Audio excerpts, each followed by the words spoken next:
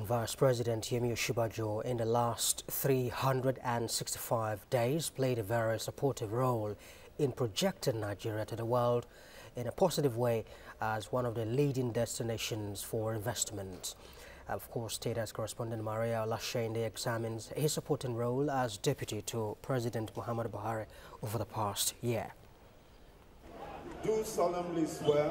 Right from his first day in office, Vice President Yemi Osinbajo passionately settled down to playing his part in fulfilling this administration's 3 campaign promises: improving security, building economy, and fighting corruption. And of the 3, Yemi Osinbajo believes the greatest challenge Nigeria faces is grand corruption. You can make sure that the resources go to the right places. And I said that if he sits down, if that man sits down, just sits down, does nothing, just sits down, does nothing, calls in the morning and says, "Professor, how are you doing? All is well." If he does nothing, we'll save 60% of our resources. At this year's 10th Bola Ahmed Tinubu colloquium, which held in Lagos, Professor Osinbajo disclosed that this administration had invested in Nigeria's human capital through its social investment programs and agriculture.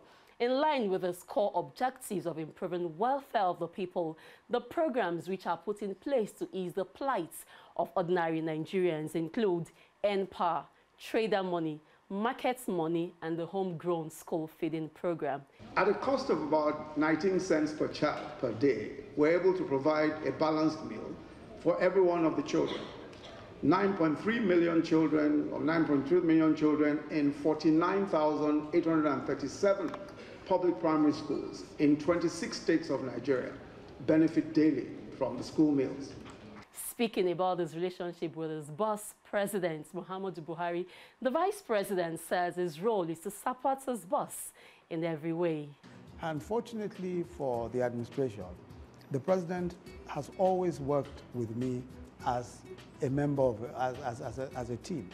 That's how it's always been. I mean, I meet with him regularly, review a whole raft of issues, report to him on what's going on with the economic management team, discuss the issues, we agree on several different things, and then, you know, we look at implementation.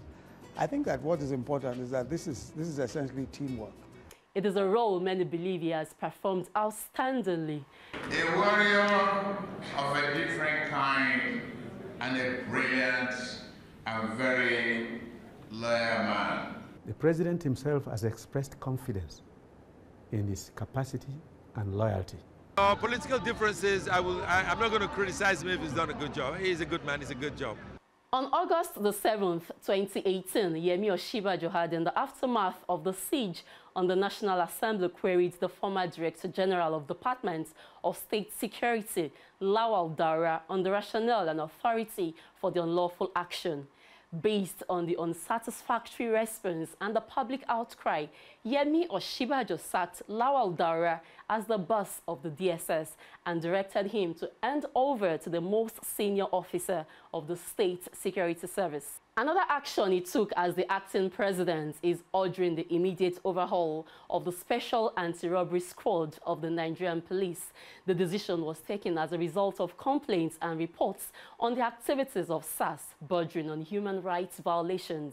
Professor Yemi Osinbajo, in his role as vice president, was the face of the administration, paying visits to victims of conflicts in Borno, Adamawa, Benue, and Nasarawa states. He also visited flood victims in Bayelsa, Rivers, Anambra, Delta, and Niger states, assuring them that the federal government will collaborate with state governments to find lasting solutions to flooding and insurgency across the country. Vice President Yemi Osinbajo ended the year on another project. The door-to-door campaign is the Vice President's strategy to reach the Nigerian people and convince them that the APC and indeed the Buhari administration has done enough to earn their confidence and another 4 years in office. Maria Olasheinde, TVC News, Abuja.